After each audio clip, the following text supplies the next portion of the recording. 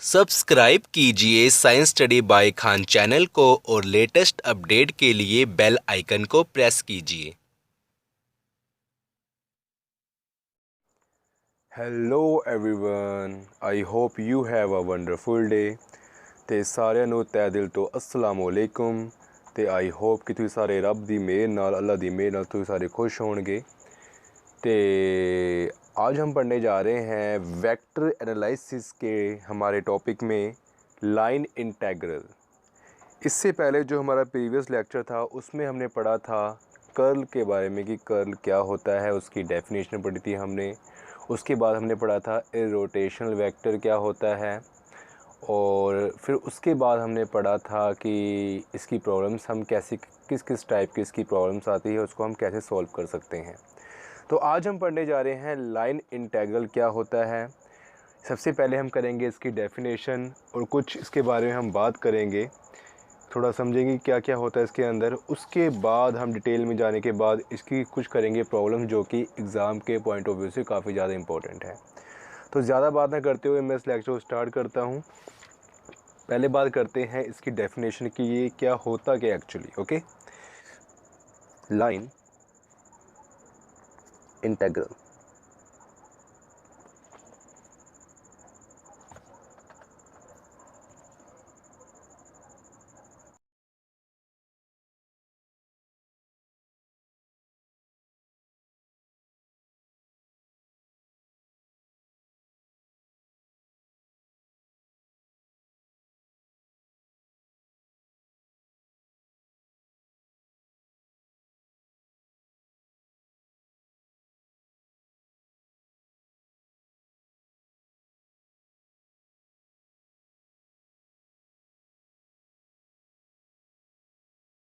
तो yes student, हमने यहाँ पर क्या लिखा है, line integral. Line integral is an integral which is evaluated along a curve. कि लाइन इंटेग्रल एक ऐसा इंटेग्रल है जो कि कहाँ इवेल्युएट किया जाता है, अलोंग ए कर्व।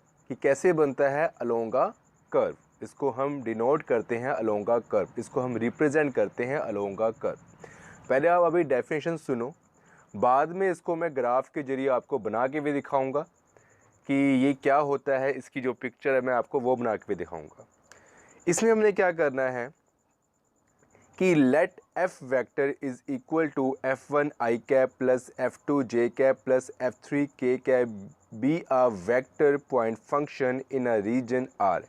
कि एक रीजन r है, उसमें एक वेक्टर पॉइंट फंक्शन है f वेक्टर, जो कि क्या है f1 i cap plus f2 j cap plus f3 k cap, and c is a regular curve from the point a to b।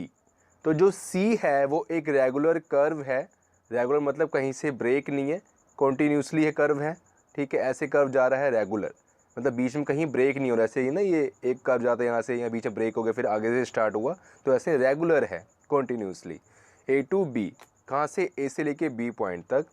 Therefore the line integral of f is defined as कि f vector into dr vector is a to b, where dr vector is equal to d, r vector क्या, position vector from the this vector point function to, जो ये curve है जो हमारा वहाँ तक, from से लेके कहाँ से, फ्रॉम वेक्टर पॉइंट फंक्शन जो हमारा है और कहाँ तक, जो हमारा कर्व है। तो इसको मैं आपको दिखा के बनाऊंगा, तभी मैं ज़्यादा बात करूंगा हिंदी में, उर्दू में, कि आपको समझ आए। इजी लैंग्वेज में मैं बताऊंगा आपको कि आपको अपनी लैंग्वेज में ये चीज़ समझ आए। तो जैसे कि हमारे पास, आप यहाँ मान लें, मैं इसको यहाँ एक पिक्चर बनाता हूँ। हमारे पास यहाँ पर एक ग्राफ है, like that this, like that this. Okay, तो जो हमारा एफ वेक्टर है वो इस पॉइंट पे है। ये हमारा हो गया एक्स एक्सिस, ये वाई एक्सिस और ये जी एक्सिस। ये एक हमारा क्या है, रीजन है, और इस पे एक हमारा इस ओरिजिन पे एक एफ वेक्टर है जो कि क्या है, वेक्टर पॉइंट फंक्शन। इसको मान लेते हैं ओरिजिन। ओके, और वो वेक्टर पॉइंट फंक्शन कि हमारे पास 3 मूवमेंट्स आएंगी कि वो मे बी एक्स एक्सिस के अलोंग मूव कर सकता है, वाई एक्सिस के और जी एक्सिस के अलोंग भी मूव कर सकता है, क्योंकि वो 3D में है। और उसके बाद क्योंकि वो स्पेस में है और स्पेस हमारा क्या 3D है। यहाँ पर एक कर्व है, ओके, और ये कर्व का हम जो एरिया सेलेक्ट करेंगे वो करेंगे ए से लेके बी पॉइंट तक। तो हमने क्या किया, इसमें एक पॉइंट सेलेक्ट किया, इस कर्व का जो ये एरिया है जो हमने सेलेक्ट किया है ए से लेके बी तक, ये एक कॉन्टिन्यूसली कर्व है, ठीक है। कॉन्टिन्यूसली कर्व का मतलब क्या है कि अगर हम एक बार पेन को अगर चलाएं कॉपी पे तो वो उसको हम पेन को उठाए बिना उस कर्व को मुकम्मल कर लें, उस कर्व को पूरा कर लें। तो वो ए से लेके बी तक हमने इतना सेलेक्ट किया पोर्शन उस कर्व का। उसके बाद हमने ओरिजिन से उस पॉइंट तक जो कर्व के ऊपर है उसकी जो हमारे पास डिस्टेंस है, दूरी है, वो है आर वेक्टर, जो क्या है हमारा पोजीशंस वेक्टर। आप मान लो कि ये कोई पॉइंट है, इसको हम बोलते हैं पी पॉइंट है, ओके, ये क्या है, कोई पी पॉइंट है। तो ये आर वेक्टर है और इसका जो हमारे पास, ठीक है, तो डी आर वेक्टर जो डायरेक्शन इस साइड है और ये होगी एफ वेक्टर की, ओके।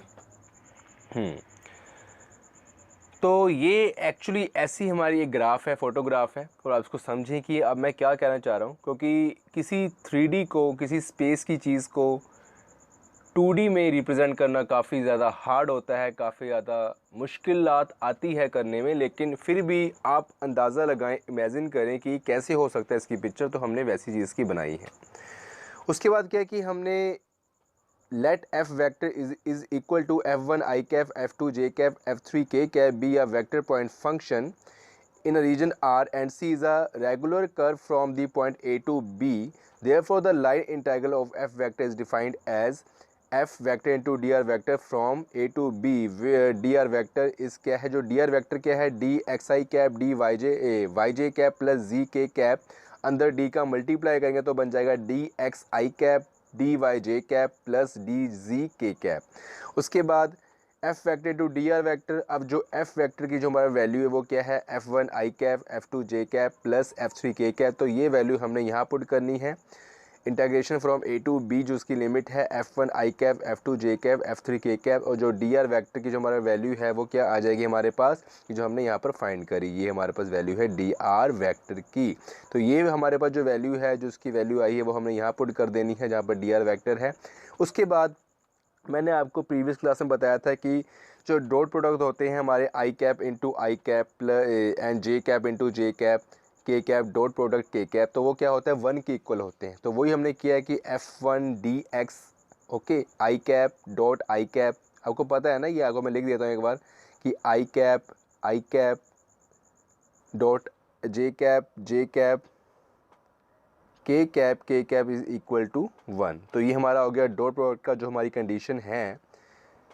और अगर यहाँ पर आई कैप डॉट के कैप हो जाए तो वो ज़ीरो हो जाता है। सिमिलरली के cap dot J cap and K cap dot I cap, जो कुछ मतलब कुछ भी है तो वो क्या हो जाता है, ज़ीरो। मैंने गलत बोल दिया, I cap dot J cap dot K cap and K cap dot I cap, okay. तो इसको आगे पीछे भी कर सकते हैं, ऐसे कि आई कैप डॉट जे कैप है तो जे कैप डॉट आई कैप भी कर सकते हैं, तो वो भी ज़ीरो होता है, ओके। मैं लिख देता हूँ यहाँ पर फिर भी कि आपको कन्फ्यूज़न ना हो। मैं यहाँ लिख देता हूँ I cap dot J cap dot K cap and K cap dot I cap is equal to 0। तो यहाँ पर वही चीज़ है कि हमने f1 dx यहाँ लिख दिया, f2 dy यहाँ लिख दिया, f3 और dz यहाँ पर लिख दिया, ये इजी लैंग्वेज में, ओके। अब हम आगे बात करते हैं, इसकी कुछ रिमार्क है। उस remark first, okay, line integral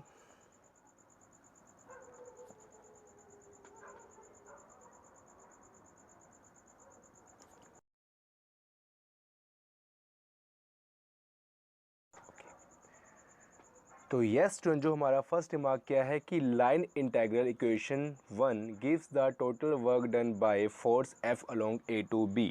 तो जो हमारी इक्वेशन 1 थी ये वाली, F1 dx plus F2 dy plus F3 dz A to B जो उसका लाइन इंटीग्रल था, और इक्वेशन 1 ये एक्चुअली किसको रिप्रेजेंट कर रहा है, वर्क डन को। क्योंकि आपने पढ़ा होगा कि जो हमारा वर्क डन होता है, वर्क डन ये क्या होता है, फोर्स इनटू डिस्प्लेसमेंट। तो यहाँ पर भी यही है, क्या है यहाँ पर, force into displacement.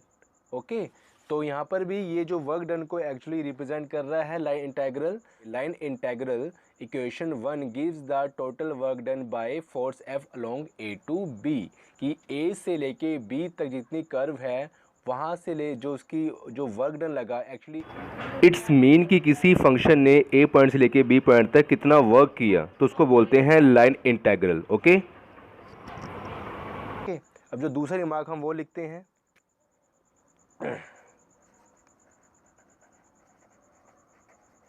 Remark 2।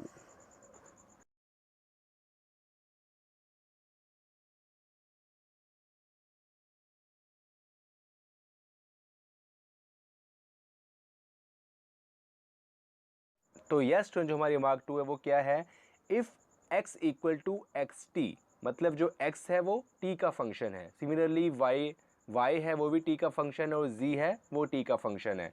Are parametric equation, अगर इस टाइप की इक्वेशन हो तो उसको बोलते हैं parametric equation of curve c।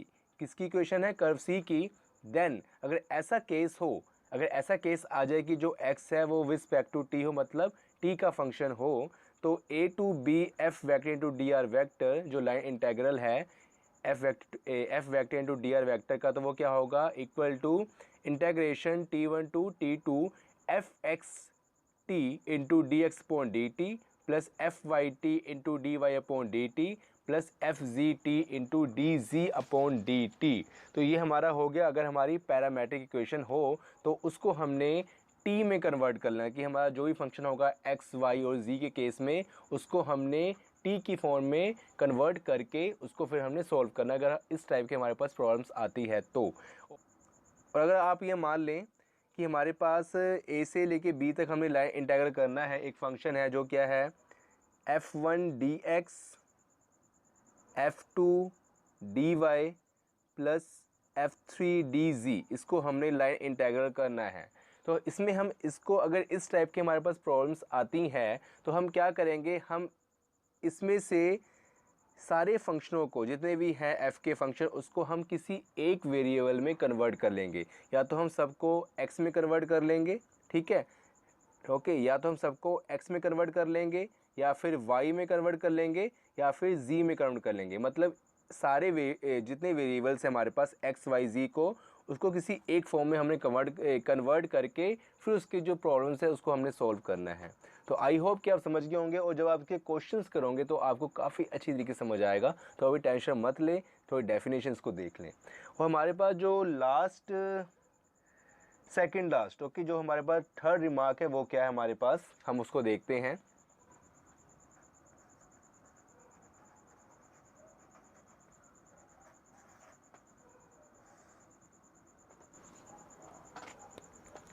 तो यस स्टूडेंट, जो हमारे पास रिमार्क 3 है वो क्या है, line integration A to B of F vector into D R vector is equal to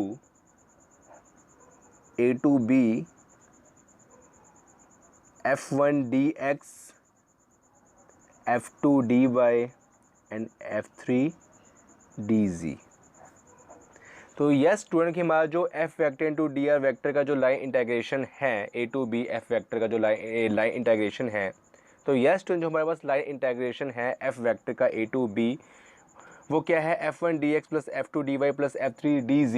ये एक्चुअली है क्या, ये है circulations of f vector along c। ये क्या है कि सर्कुलेशन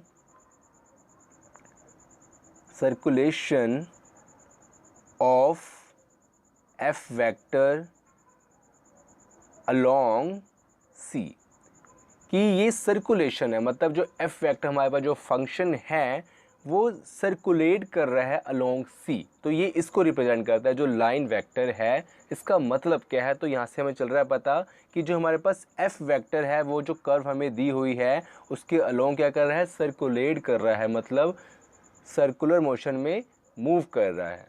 तो यहाँ तक हमारे पास बात समझ आ गई हमारी। और उसके बाद जो रिमार्क फोर्क है वो क्या है, तो जो रिमार्क फोर्क हम वो देखते हैं।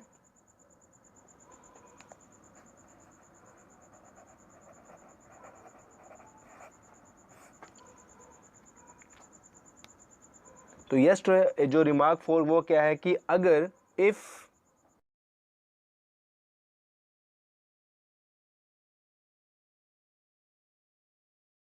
तो यस स्टूडेंट, अगर हमारा जो line integral along close curve C is zero, close curve C यहाँ लिख लेते हैं is zero, then the function F is irrotational. कि अगर हमारा ये जो क्लोज कर्व है F vector into D R A to B is equal to zero, तो ये क्या होगा, जो एफ है ये इरोटेशनल है। मतलब हमने क्या बताया कि अब अभी जो हमारी रिमार्क 3 में कि इसका मतलब क्या है कि F vector into D R vector जो लाइन इंटेग्रल का मतलब क्या है कि किसी फंक्शन के लाइन इंटेग्रल का मतलब क्या होता है। यहाँ पर फंक्शन क्या है, एफ है और एफ वेक्टर है और उसका जो लाइन इंटेग्रल है ए टू बी है, तो उसका मतलब क्या है कि circulations of F vector along C, की जो सर्कुलर मोशन है कि एफ वेक्टर का उसको रिप्रेजेंट कर रहा है अलोंग सी में।